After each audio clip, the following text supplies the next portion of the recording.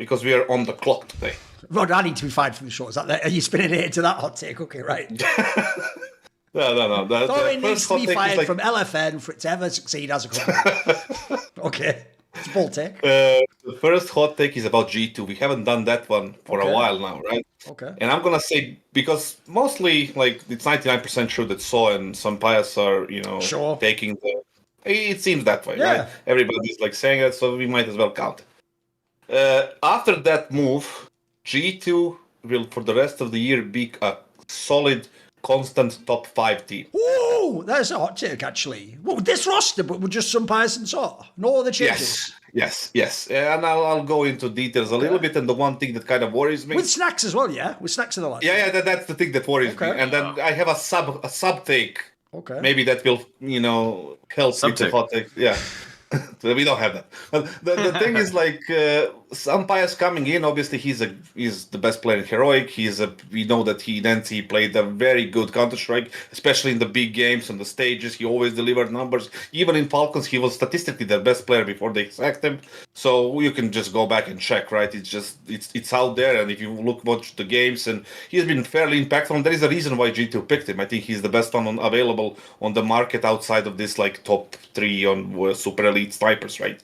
So he is the best one to pick it up, and I think he's going to do well. The more important thing, they're getting a good coach. So has been proven, like, he's been like 3 or 4 different teams on 3 or 4 different majors, like different lineups and shit. So that's a proven track record. That's not a fluke. That's not like, he built a team together with Snappy and Ants, then he went to Heroic, got this core, and then people got sold and bought, and like he go to the major again. Now they qualify for the second stage just a couple of days ago or yesterday. And like, he's doing well. He's a good coach. The third thing is the people in current G2 will have stability. I know Hunter for 20 years now. I know what will make him play better. You can look Hunter now. He's not like he was in CSGO. He's not like, that player. Fairly, like, the reason for that is himself, right? The form dropped.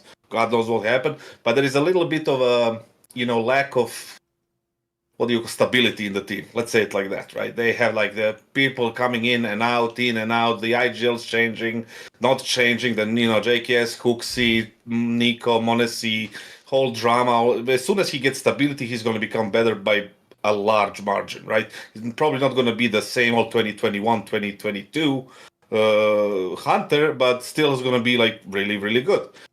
And then you have Malbs, who is obviously suffering from the same issue, I think, as Hunter is, with a lack of stability, changing roles, trying to be Nico, not being Nico, being himself, dramas, like all this shit that's happening around him. I think that's going to change completely. He's going to be, stable player. And then you have Heavy God, he's a good player, probably their best player right now, I would say, in the current lineup and the current state of their team, right? With that, you have a great sniper, very mobile sniper, very vocal sniper, and very, like, kind of outspoken and extrovert type of person. He's a Spanish dude. He's very loud. He's very friendly. He's very, like, and that's something that Hunter is going to appreciate, right? He's going to like that kind of semi-family, having fun type of environment, but still doing the work and performing on a high level. Together with So, they're going to do well. The only problem is there in the things like with this take is Snacks. I don't see him being there. I don't know why is he there still after this major, why he should be there for, and if he takes this personally, he's absolutely right, because it is personal towards him, so I don't care. The thing is, like, he needs to be out of that team for that team to be, better. So my kind of sub-take is like... Here's the obvious question to ask him, though, Casato. You're having him in the team, get top 5 in the world. Like, why are they going to fire him if he's top 5 in the world? Because they want to be top 1 in the world. Okay, but I don't know if they'll think that way. But top 5 is like Aurora and Mongols right now. Is that enough? If you're G2, that's the good question. Like, they probably paid that a lot of money for So and some Pius, and then on top of that, there is salaries. They're probably not small. I heard when So was, like, in talks with G2 before, the only reason why they didn't get him is because he asked for a high salary. I doubt he just said no, or he just decreased it. Oh, by the way, I will point out, I heard when he joined Heroic, he had an enormous salary, mate. So I imagine it would be like my kind of information is that he got around 30,000. I don't know if that's true or not. No, I heard he was one of the highest paid coaches. Yeah, because I don't know for sure. That's why I'm saying. Anyway, he probably knows they got money for Nico and Monesi, so why not ask for a high salary? I would do it. Everybody normal would do it. I think he's a pretty normal guy. So with that, I just think that, G2 as an organization will look for trophies. With Snax, they can be top 5, but they cannot get trophies. My take was that they should get an IGL that doesn't require a lot of space, a lot of resources like other people. And that will be Kerrigan for another year. Or year or so, right? Because FaZe, let's say it, like FaZe is, we don't know what's going to happen, right? It's kind of crazy, like, and Shui is on loan in Liquid. Maybe he goes to FaZe. There are swaps to be made, right? And then IGL with that type of team, he has already done it. He has at least a year and a half in him. I think he could be a valid addition as a sub hot take, right, for G2 after the major. So, yeah, that's it. Top 5 this year with these changes. And I just don't know if I can believe in it with Snax at the helm. That's my main qualm with the whole thing. That's what makes the it upgrade hot. is clear. Yeah, that is where it's hot. Well done, Kassad. You made me think about it for a bit there. The truth is that Snax did lead a team that was able to actually win some blast bounties. However, Nico and Monesi are very different than Sunpius and Malbs. So I don't really think that Snax is cut out to be the IGL or the captain of a true top 5 team. Saw, though, can help a lot. The thing is that I rate Saw very highly, so he could actually elevate Snax regardless, or almost in some way just give him the game plan, and then Snax just goes down a flowchart of what Saw wants executed in the server. Whenever they win a round, they do this. Whenever they lose a round, they do this. Whenever they have a half buy, they do this. Top 5, I just don't know if I really believe in the personnel beyond it. I know that I want to pump them up a little bit for being, like, right now on HLTV they're 8th, but to me that's an 8th that's been slipping for a while. That's an 8th that was at one point top 3, and then they basically just kept cratering as they didn't get up to 8, they got down to 8. They went down to 8, exactly. And I think that some of the teams that are gonna, and the thing is that I would just say 5th is crazy because Vitality's gonna be number 1 for me for the rest of the year, or at least a top 2 team. Mao, Spirit, Falcons are gonna occupy that 2 to 4 range, probably with Falcons at the top of it all. And then I just have way more faith in the Mongols. I have more faith in FaZe right now. I even think because Liquid as long as Liquid get a coach, like, that's the main thing. I think Liquid has a chance to be the 5th best team, but until I find out who that coach is, I'll give you that. G2 could be better than Liquid until they give somebody to help Shuhei out with the tactics. It's a good take because I think, like, it's actually more realistically like a true 7th best team in the world for me. The thing is, like, I think you are just looking at the G2 as it is now. Right, that's something that Duncan does a lot as well. He's like looking at the teams right now. I think right now is not a true measurement of the team because of the instability of the team itself, right?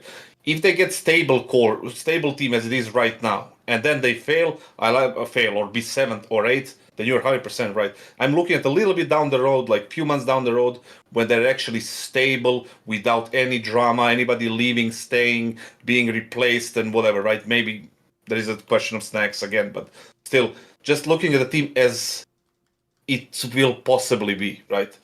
Here's the obvious problem I have with this is it's not like we're changing 3 people. Like, essentially, the key part that you can't go into, because obviously we don't know what coaches do, is what the Saw effect will be. I'll give you credit, right? That potentially could be something that could, like, change some of these players. Because my problem is, if I only look at the player change, it's only a 1-player change. And I'm sorry, it is downgrading. I know you went to Hades in the mid. You're downgrading from Monesi to Sunpius. And listen, I don't hate on Sunpius. I've always thought he's good. In fact, I think I say this with him and Wonderful. And they're all just fucking victims of the AWP, just not being the big gun in fucking CS2. It's just not that big a game for that. And MR12, you get less opportunities, you can't force buy, all that crap, right? So as a result, I do think Sunpius, by the way, if Monesi's not available, and obviously I can't have Ziwu and I can't have fucking Chiro, then yeah, actually Sunpius is about the next best one left, by the way. And I'll even say this, I actually think Sunpius can be better than fans think. So I see fans even still doing that thing like, yeah, but I saw like one game in Heroic, he wasn't that good. It's like, yeah, fucking Heroic, with all players I've never played CS in top tier before, and they're all bozos who barely played a LAN. And again, their roster, by the way, has literally been unstable itself and just playing online tournaments. Like, they haven't played any fucking lands, so I can't judge him off that. I look at that player and I think to myself, it reminds me of the players from the end of CSGO where they just needed a better team. LXCB, Dexter, fucking pick whoever you want, simple when they're coming back. I'll always give these guys like a little bit of time before I judge them too harshly. So I do think some Pius one is fine, but my problem obviously is, before I know what Saw can do, if I just look at the roster when they did have Monacy, you can say all that about instability. Mate, they had a lot of lands though. They probably played like, what, 6 or 7 lands or something? Like, and Monacy, by the way, by the last sort of half of that period was really good as well. He was like MVP material and they could barely make the playoffs, bro. And if they made the playoffs, like, you were expecting almost anyone to cook these guys and knock them out. And then, by the way, anytime they ever would win a series, even like an unexpected one, it was such hard fucking work for both Monacy and the team. Like, so my issue there is, obviously I need way more from the others, because some players can't do what Monacy can do, even at his peak. That's not reasonable. So excluding Saw for a second, because that could be the magic factor. I don't know, maybe he's the alchemist that can spin this fucking into gold or whatever. The problem I have is obvious, which is it's the snacks factor. So I'll start with the snacks factor. It goes like this. Bro, I actually think, this is even a hot take because now everyone fucking agrees with me, but at the time they didn't. You all remember what it was like. When we all were saying Huxley was like potentially should be fired from G2, as soon as Snacks joined and they made the EWC final and then they won that blast, everyone was going, Snacks is much better than Huxley. I think actually Snacks and Huxley proved that between the two of them, Huxley's the better IGL, even in fucking G2. Because Huxley had the scuffed lineup with Hunter, when he actually had the other lineup, by the way, he could win the biggest events in CS except the major. When you came to Snacks, all he did is win the blasts. That's it. And I'm sorry, whenever you watch those performances, it was his 3 stars just shooting people in the head, literally. And spoiler, I mean, we've pointed this out on past shows like Snake and Banter, but at this point in time, hasn't everyone who's not in G2, almost at this point, bought skywriting? Like, it was Nico making all the calls. Like, it's almost everyone's done an interview by now where they say that. Like, essentially, no one ever goes. You remember that hero call? But yeah, that was Snacks. No one ever says that. No one even does the one where you just lie because you like him. By the way, as far as I know, none of these people dislike Snacks. They just don't go to give him credit because they don't think he deserves it. So my problem basically is, I do think as long as Snacks is there, top 5's too much. Because if I look at the teams, I'll do what Kassad doesn't do and give my top 5. Right, obviously, I can immediately put Vitality, Falcons and Mouse, especially because Falcons is going to potentially add another player. I think even Spirit with Donk should still be better. But I'm with Maui. After that, the real problem you got if you're G2 is this isn't the beginning of the year. You got all these other teams, like TL could still get better. FaZe, we don't know yet. Will they gamble on Simple? Will they get another player? Will they reshift? That's the chance to be better. I agree with Mongols. I think Mongols is the one that's going to make it. Look, I'll give you this. I do think Aurora is on the way down. I actually think they're on the downslope now, and like the Rubus is falling off, the map pool's falling. I think they are in trouble. My main problem with this move, though, is this. I've got 2 quick angles I want to give you. One is I can't ignore that Hunter's still in the team. Like, bro, Hunter, the entire time he was in this roster... Wait there 1 second. The entire time Hunter was in this roster... and even actually, as soon as JKS left, he's never been that good a player, unfortunately. Something went wrong with the Huxley era when he had Nexa, and then now with this roster. Like, it's never ever gotten to be a good player. So my problem is, if you want to activate him, I do feel like he probably just has to be the IGL. I think that's the last roll of the dice. Because as a player, he doesn't live up to it. And I'll tell you how you know he's not very good, guys. Because every one of his friends and people who like him go crazy when he has a good map. The joke is, you don't need to ask, when did Hunter have a good map? Everyone will tell you on Twitter. They will all tell you because it's like a fucking 3-month event. Like, oh my God, he had a 20 bomb. Like, that happens so rarely. So, first of all, Hunter and Snacks are both going to drag the team down. Then lastly, my other detail is this, and this is more of a subtle point, which is, this is where I actually think CS, unfortunately, fans think we're just being fanboys going on about the superstars. The reason I have the whole superstar theory is, I actually think even more than sports, like, it's really hard to, like, get top placings without a superstar player in CS2. CS2 has so much firepower component to it. And so my problem is, when I look at the other... By the way, I think those other 3 players are all excellent players. They could all actually be in one of the best teams in the world. Evigod, slightly underrated, probably. Malps, I would say now is appropriately rated. Now people have seen the downside without Nico. And by the way, I do think some bias is good. My problem is, for me, if I was making a roster, I would take any of those players, but they'd be my 2nd or 3rd best player, if you know what I mean. If I look at those 3, who's my number 1, if you know what I mean? Who's like my alpha dog? I don't know that there is one, mate. So my issue there is, you can do it by committee. We're talking about like FaZe types or Team Liquid 2019, but they don't have the great IGL. So it is the IGL and the structure that concerns me. I'll give you this though. I think the take is good because at least when you do think how many people would be top 5, it's close enough. And then crucially, essentially a lot of this take should rely on the Saw factor that if he really can weave his magic and do something extra, or gets maybe he levels Hunter up a little bit, maybe he develops Malbs into the number one option who is like the mini Nico. If you can do that, it's actually a possible take. It's not a bad take, certainly. Yeah, the thing is, like, I do agree with Hunter, like, Hunter analysis, like, he's basically 29, like, he's 29 now. We're forgetting that. They think that he's 24, 25. He's not 25 anymore. He's 29.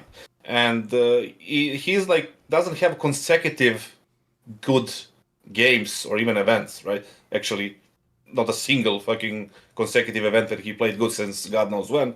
And games like where he plays well are very rare, right? And that's why people go nuts. I mean, you can take the grand final against Falcons where they lost 3-0. He averaged with 7 kills per map. Like, It's 20 kills for 3 maps. It's just substandard for a player that we expect in a team and whatever, right? Especially in the grand finals. But when it comes to the rankings and teams, like, the reason why they can with this lineup and the possibility, I want you to tell me the odds and possibilities here, because we are assuming that the Mongols are just going to keep like going straight line or upwards without even dropping a lot at all. But I think that they will drop at some point, even though they are one of the youngest teams, because as time goes by, they will get red, they will get a little bit sick of each other, a little bit fatigued, a little bit like a form will drop, whatever, like, right? They cannot continue. I know that from experience. We've seen that a million times. With other 3 teams, Spirit, Vitality, and the Falcons, they have superstars. That's why we put them there. They play the best Counter-Strike. That's why we put them there. Number 4 is MOUZ, who is like, I guess they're there as the second or the third sometimes. Yeah.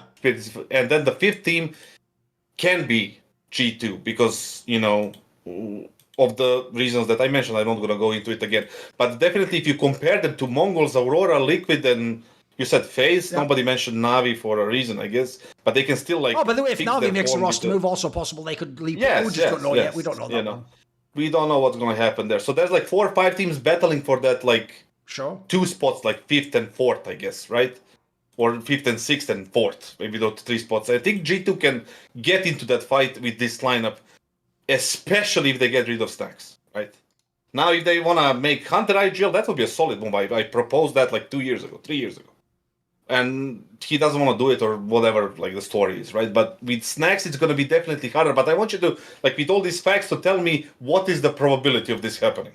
Like, low chance. They make top 5? That they make top 5 this year, a stable top 5 for at least, like, for me, it's like season, maybe like, I'd give it like a 1 in 3 chance or something. So not bad, but 30, not likely. Yeah, something like that. Yeah, because I think there's a lot of factors moving around, that all need to work out. But here's where I'll give you an obvious metric. If those 3 big name players are all HLTV top 20 players, then it's possible. Yeah, you don't have to be at the top. You can be like the old FaZe and be like 18, 19, 20 or something. You can be at the bottom, but if all 3 can perform, then you've got a chance. Obviously, it goes without saying, by the way, if some Pius arrives and it just doesn't work for him, then you're fucked already. Like, then there's no chance. There's 0 chance. Yeah. See more cool, funny, interesting clips based on topics from my content? Well, subscribe to this channel then, or, be a pleb and don't.